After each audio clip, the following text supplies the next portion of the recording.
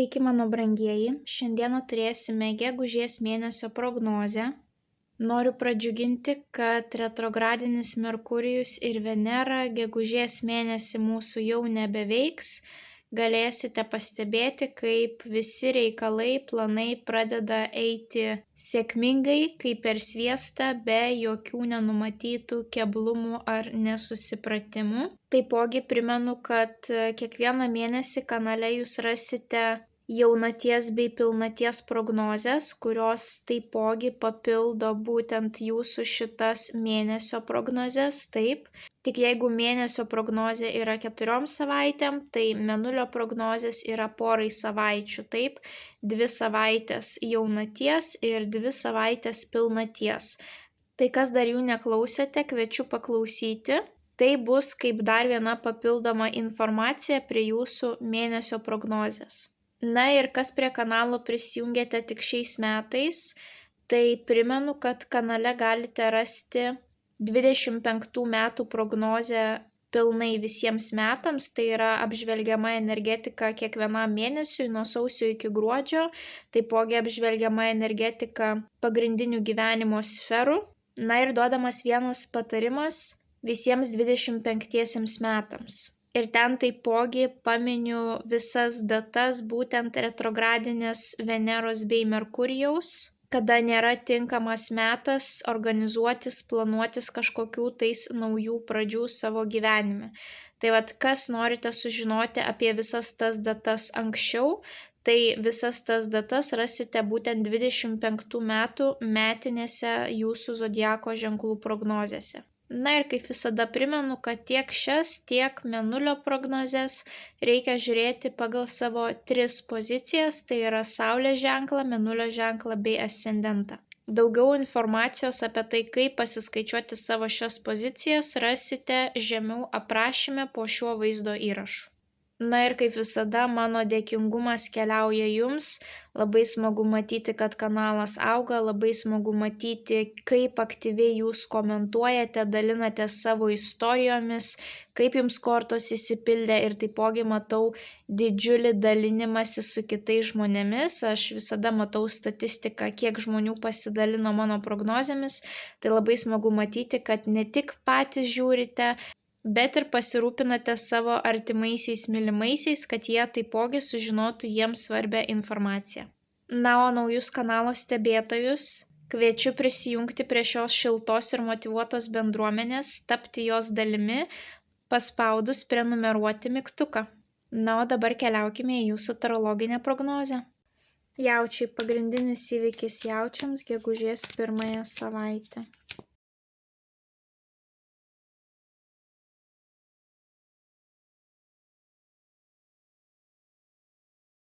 Mėnulio žinutė jaučiams apie jų gegužės mėnesį, bei vienas patarimas jaučiams apie jų gegužės mėnesį. Jautukai, mėnesis jums bus svarbus, jums iškrito 1, 2, 3, 4, 5, 6 didieji arkanai, jie rodo, kad atgarsiai tų situacijų truks ilgiau negu mažųjų arkanų situacijos, plus panašu, kad turėsite tam tikras pabaigas ir naujas pradžias. Pirmoji savaitė jums iškrenta moneto 8 ir taurių riteris. Moneto 8 rodo, kad jūs dirbate, jūs esate savo srities profesionalai, jūs gilinate savo žinias be perstojo, nes tiesiog ta veikla jums yra širdžiai miela, arba gali būti kažkoksai tai labai kruopštus darbas, bet panašu, kad jūs juo mėgausitės, nes taurių riteris, atsakingas už emocijas, jausmus, rodo, kad viskas einasi taip, kaip širdžiai yra miela ir malonu. Bet taipogi šios 2 kortos yra priešingos. Taip, šita yra labai materiali ir susifokusavusi į darbą, o šita korta yra labai meniška, atsipalaidavusi ir susifokusavusi į jausmus ir emocijas. Tai pirmąją savaitę nepamirškite to balanso. būtent tarp darbinių ir asmeninių reikalų, tuomet jūs turėsite didžiausią efektyvumą. Taipogi nepamiršti darbe kurti stiprius santykius, taip ryšius, kad ir dėl jūsų materialinės situacijos jums bus pravartu turėti stiprius ryšius. Namuose taipogi pravartu turėti stiprius ryšius, reiškia, kad santykiai negriūva, taip. Ir viduryje jums iškrenta didysis arkanas teismas, kuris rodo karminį teismą. Labai retai jisai rodo realų teismą. Tai yra vidinių transformacijų korta ir karmos korta. Angelas atkeliauja iš dangaus pranešti mirusiesiems, ar jie keliaus į pragarą ar į rojų. Tai šita korta jums gali atnešti kažkokią tai svarbią žinią, kadangi angelas praneša tą žinią. Tai ir pas jūs pirmąją savaitę gali būti kažkokia labai maloni, džiugi žinia, susijusi būtent su jūsų finansinė situacija arba jūsų karjera. Gali kažkas ateiti ir labai pagirti jūsų darbą, jūsų rezultatus. Klientai gali jūs susirasti būtent per rekomendacijas, kad vieni per kitus žmonės keliauja, giria jūs ir jūs sužinosite tai pirmąją savaitę. Taipogi tas angelas yra būtent vertinimo korta. Galbūt jūs turėsite kažkokių tais inspektorių patikrinimą darbe, bet jisai turi praeiti sėkmingai, nes būtent tas monetų riteris rodo emocinį pasitenkinimą. Galbūt tai bus kažkoksai tai testas universitete, paskutinis egzaminas, baigiamojo darbo apgynimas. Galite turėti visokių tokių profesinių ar studijose patikrų, bet rezultatas bus puikus, jūs džiaugsitės, taip. Ir taipogi tai gali būti tiesiog vidinė transformacija, kai būna vidurio amžiaus krizė, taip, kad vieną dieną prabundat ir suprantat, kad ėjote ne tuo keliu, tai panašu, kad čia jūs suprasite būtent karjeros srityje savo pašaukimą, kad šita veikla yra mano tikrasis pašaukimas, aš ją labai mėgaujuosi. Kažkokios tai transformacijos, taip, vidinės transformacijos, gali būti net vertybių apsikeitimas, taip, vertybių eilės tvarka gali keistis pirmąją savaitę. Ir kažkas bus labai malonaus, tai gali būti šiaip susiję ir su santykiais, galbūt jūs turite antrąją pusę darbe, taip, santykiai, kurie užsimegs darbo vietoje, bet panašu, kad greičiausiai jūs tiesiog dirbsite ar kažkokia tais kita veikla, hobį užsiimsite, jūs labai ją mėgausitės ir kažkokios tai transformacijos atkeliaus būtent susijusios su ta veikla, arba kažkoksai tai vertinimas, arba svarbi žinia.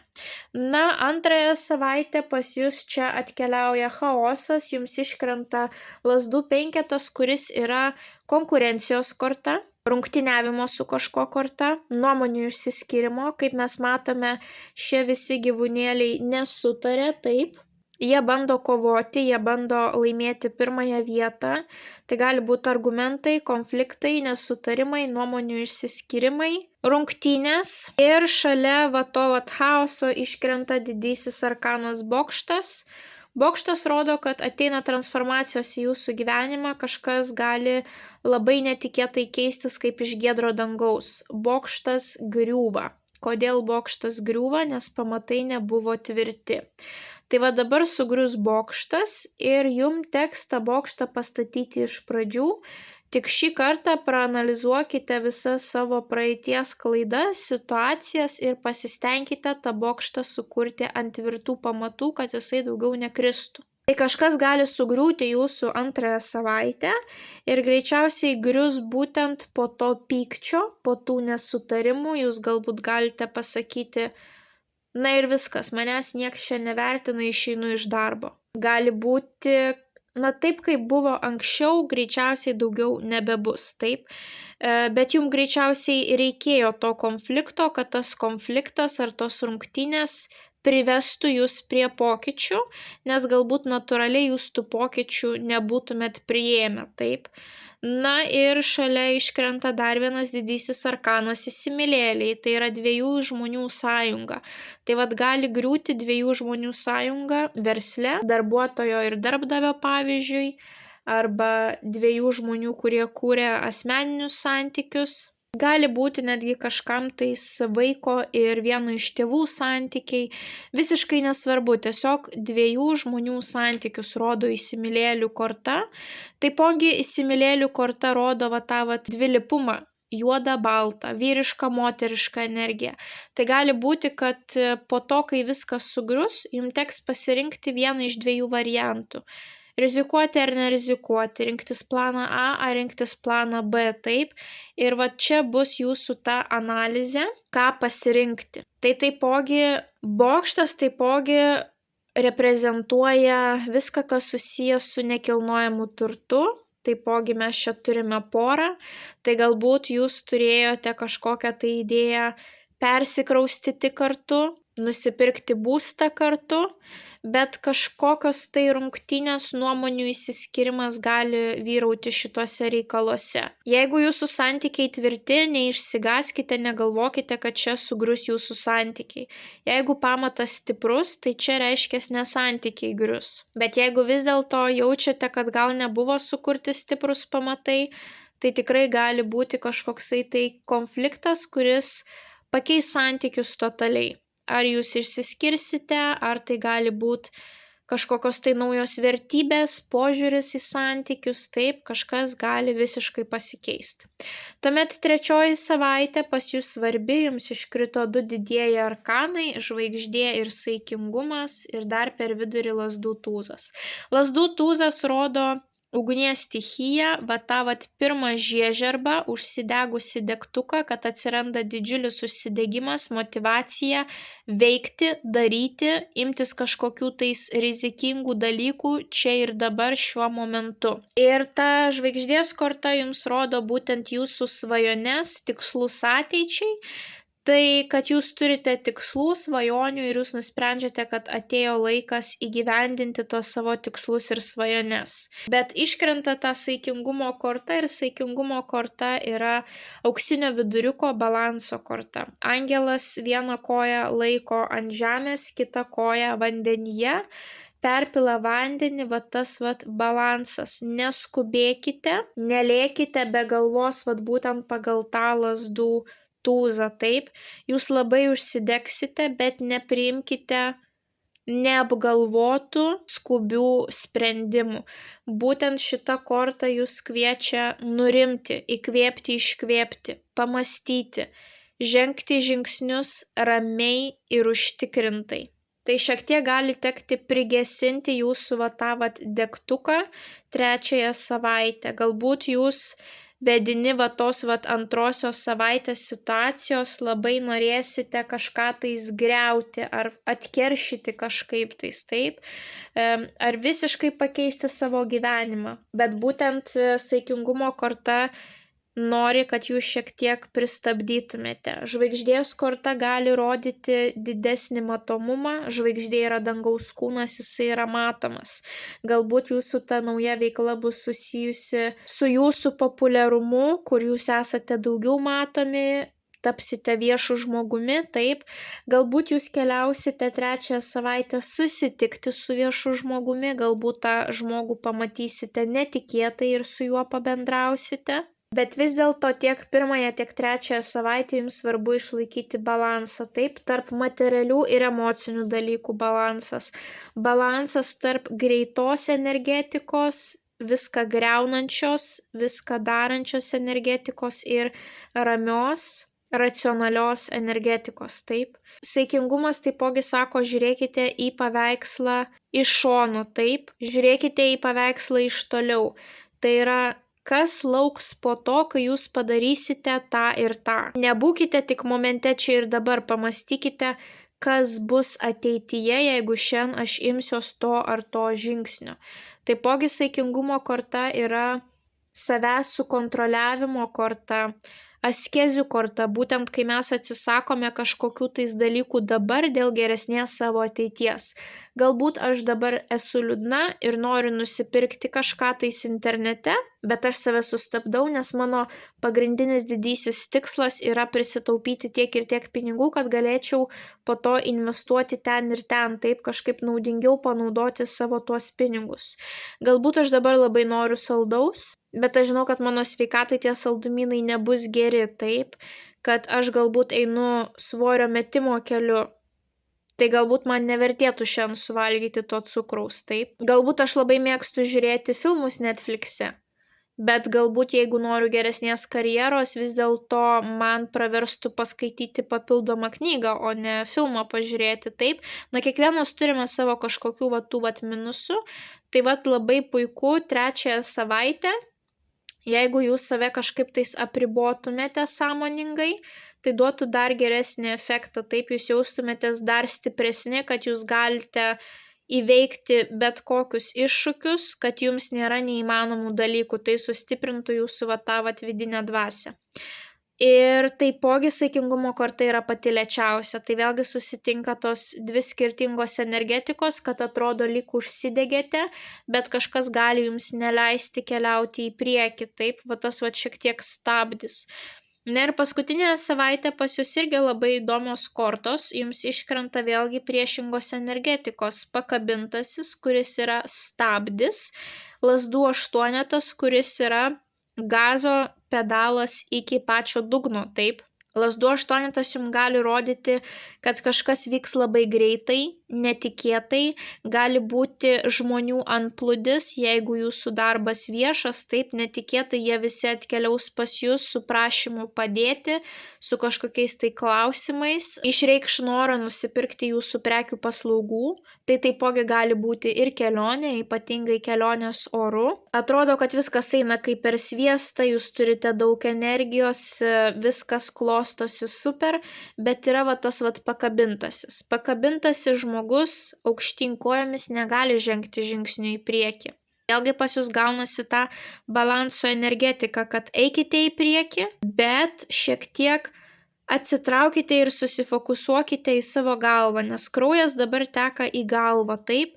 Pamastykite, ar jūs tikrai einate ten, kur jūsų širdis nori, ar einate tuo keliu, kuris yra suderinamas su jūsų vertybėmis ir kaip jūs matote savo gyvenimą po keletos metų.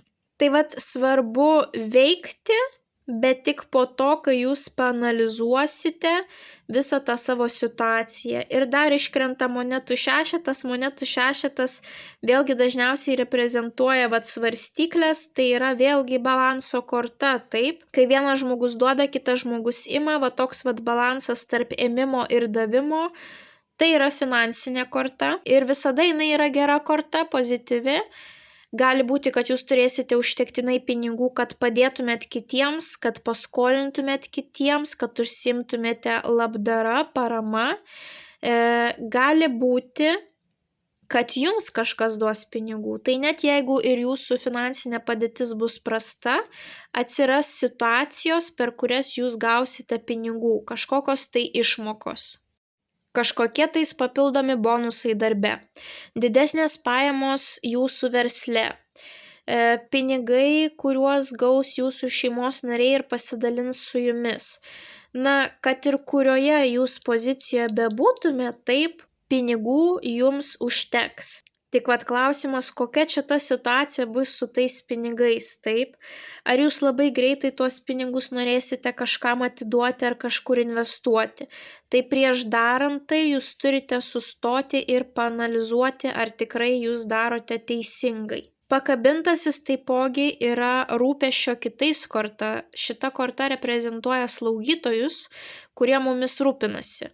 Tai galbūt kažkam iš jūsų artimųjų bus kažkokia tai prasta sveikatos situacija, finansinė situacija ir jūs labai greitai atlėksite jiems į pagalbą būtent su savo pinigais, taip? O galbūt jūs būsite tas žmogus, kuriam reikės slaugytojo pagalbos ar finansinės paramos, taip? Tuomet tikrai atsiras žmogus ar valstybinės institucijos ar dar kažkas, kas atskubės jums labai greitai į pagalbą ir gali būti, kad net ne vienas žmogus, nes tos 8 lazdos gali reprezentuoti didelį kiekį žmonių, kurie nori jums padėti, taip? Visos tos 8 lazdos koncentruojasi į šitą vieną žmogų, kuriam reikia netikėtai pagalbos. Visą mėnesį jums labai bus svarbus balansas tarp materialių dalykų ir dvasinių. Tarp veikimo greitai ir rizikingai ir veikimo lėtai ir užtikrintai. Viskame turės būti balansas. Neskubėkite daryti karštakošiškų sprendimų, bet ir nebijokite žengti tą pirmąjį žingsnį savo naujos pradžios link, nes būtent tas bokštas greičiausiai, padarys jums tokią situaciją, kad jūs pagaliau žengtumėt tą žingsnį, taip? Na ir jūsų mėnulio žinutė. Laukimas nėra bausmė, tai laikas pasiruošimui. Būtent pasiruoškite, neskubėkite, kupini tos ugnies, degtuko energijos viską deginti ar kažką ar pradėti kažką naujo, nepasvėrę pliusų minusų, taip? Labai svarbus bus balansas. Ir jeigu turėsite tokį laiką, kai būsite pakabinti, kai viskas eis galbūt ne taip greitai, kaip norėtumėt. Galbūt čia bus tas stabdis, kad jūs aplikavote kažkur dėl pinigų, išmokų, taip, kažkokio turto ir jūs kažkas sustabdo būtent pagal pakabintąjį. Viskas gerai, tiesiog priimkite, kad bus jūsų magiškasis tas laikotarpis, bet šiek tiek vėliau, taip, dabar jūs turite mentaliai, emociškai pasiruošti tiems pokyčiams, kurie lauks po to, tos skriejančios jūsų 8 lazdos. 3 savaitę taipogi saikingumo korta yra labai lėta. Gali būti, kad viduje jūs norite veikti, degate, ta motyvacija, bet kažkas jūs stabdo, kad jūs negalite taip greitai pajudėti į priekį. Tai nesijaudinkite, laukimas nėra bausmė, laukimo periodas yra labai svarbus. Jeigu nebūtų to laukimo periodo, gali būti, kad jūs visus tos naujus tikslus labai greitai sudegintumėt. Tiesiog viskas eitų ne per sviestą, taip, eitų ne taip, kaip jūs tikėjotės. Leiskite dabar Dievui visatai sudėlioti viską taip, kad kai jūs jau gausite startą, kad viskas eitų pagal planą. Na ir jūsų mėnesio patarimui jums iškrito monetų ketvertas. Monetų ketvertas yra santaupų korta, finansinio pagrindo korta. Panašu, kad būsite susifokusavę į materialinius dalykus. Šita korta yra pilna stagnacijos, nenoro judėti į priekį. Tai dabar paanalizuokite save. Jeigu esate žmogus, kuris netaupo, taip šita korta jums siunčia kvietimą pradėti taupyti, rūpintis savo santaupomis, finansiniu pagrindu, analizuoti savo išlaidas, pajamas, taip. Bet jeigu esate žmogus, kuris per daug susifokusavęs į materialinius dalykus ir stabilumą, tai šita korta atvirkščiai skatina jūs paleisti tą monetą, kuri yra pas šitą vyruką rankoje. Paleisti, leisti gyvenimui šiek tiek kontroliuoti jūs, taip, kad gyvenimas tekėtų natūralia sava vaga. Ir jeigu kažkas tai grius 2 savaitę, leiskite tai situacijai, tiems santykiams sugriūti. Nebandykite kažko sulaikyti, taip, jeigu matote, kad gyvenimas jau jums duos tokias situacijas, kad kažkas stipriai transformuojasi, stipriai keičiasi.